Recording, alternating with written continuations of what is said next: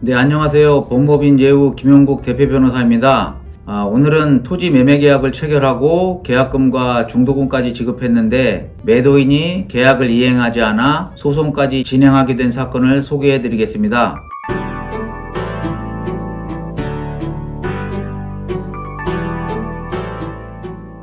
이번 사건 의뢰인 세 분이 김포 지역의 토지를 매수하기 위해서 한 토지 소유자와 매매 계약을 체결하면서 시작된 사건이었습니다. 부동산 매매 계약의 대상은 총 5필지의 토지였고 의뢰인들은 각 토지를 나누어서 매수하기로 했습니다. 계약 체결 이후에 의뢰인들은 계약에 따라 계약금 그리고 중도금을 지급했습니다. 세 분이 지급한 금액을 합치면 약 8,900만 원 정도 되었습니다. 그 이후에 잔금을 지급하고 소유권 이전 등기를 받으면 거래가 마무리되는 상황이었습니다. 그런데 문제는 잔금 지급 시기가 가까워지면서 발생했는데 의뢰인들은 잔금을 지급할 준비를 마친 상태였고 그 사실도 매도인 측에 알렸습니다. 그런데 매도인 측에서 계약에 없는 요구를 하기 시작했는데 원래 계약한 토지 외에 옆에 있는 다른 토지도 함께 매수해 달라는 요구였습니다. 하지만 의뢰인들은 그 토지를 매수할 의무가 없었기 때문에 이를 당연히 거절했습니다. 그런데 그 이후에도 매도인 측은 그 부동산에 기존에 있던 근저당권 말소 준비도 하지도 않았고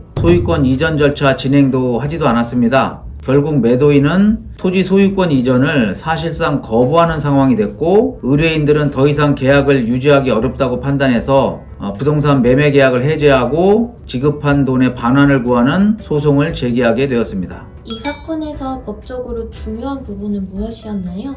네, 핵심 쟁점은 매도인이 계약을 이행할 의사가 없다고 볼 수 있는지였습니다. 민법상 계약관계에서는 상대방이 계약을 이행하지 않겠다는 의사를 명확하게 표시하면 굳이 다시 이행을 요구하거나 실제로 잔금을 제공하지 않더라도 계약을 해지할 수 있습니다. 이것을 법적으로는 이행 거절이라고 합니다. 법원은 여러 가지 사정을 종합해서 판단을 했는데 의뢰인들은 잔금 지급 준비가 되어 있었고 그 사실을 매도인 측에 통보까지 했습니다. 그럼에도 불구하고 매도인 측이 근저당권 말소 준비를 하지도 않았고 소유권 이전 등기를 할 준비도 하지 않았습니다. 오히려 계약에 없는 다른 토지를 추가적으로 매수하라는 요구를 했고 그 요구가 거절되자 소유권 이전을 사실상 거부한 것이다 라고 보인다고 법원은 판단했습니다. 그래서 법원은 매도인이 계약 이행을 거절한 것으로 보는 것이 타당하다고 판단을 했습니다. 매도인 측에서도 나름의 주장들이 있었을 것 같은데요.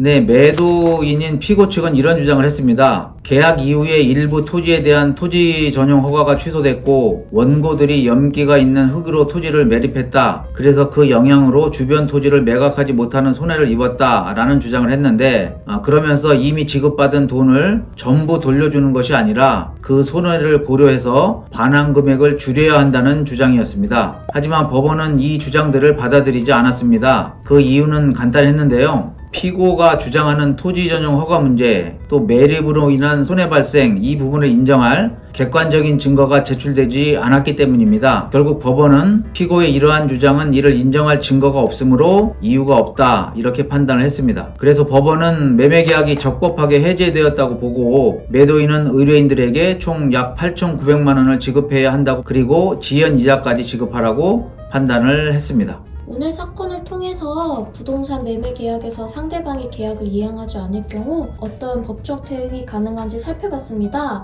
비슷한 상황으로 고민하고 계신 분들이 있으시다면 전문가의 도움을 받아 해결 방법을 확인해 보시길 바라겠습니다. 지금까지 법무법인 예우였습니다. 감사합니다. 네, 감사합니다.